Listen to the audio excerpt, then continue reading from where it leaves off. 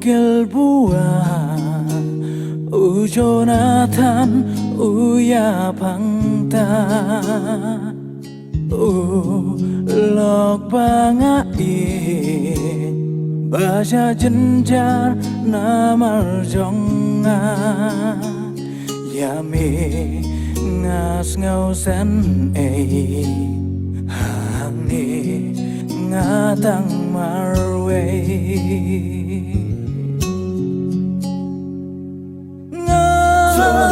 aku sayang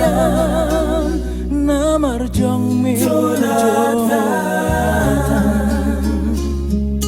ngara coban gled jingi jong mi Jonathan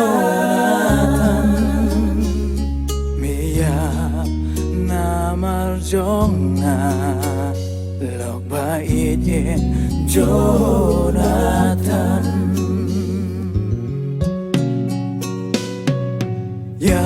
Rom jong mi la ben yap no la galon to at ya tu halen tish no askelon bayo ken yor ke ben lok baklan bor Jonathan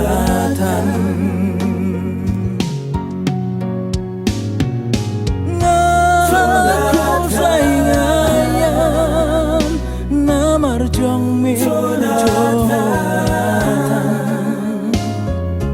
ngara coban gled jingi jong mi Jonathan namar jong na lok bait ye Jonathan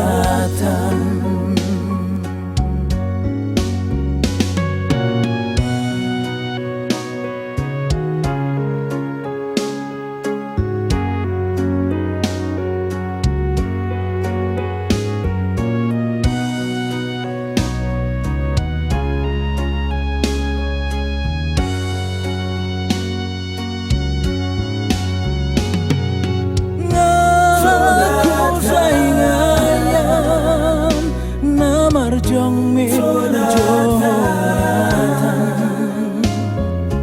ngara coban gled jingi jong mi Jonathan miya namar jong na lok bait ye Jonathan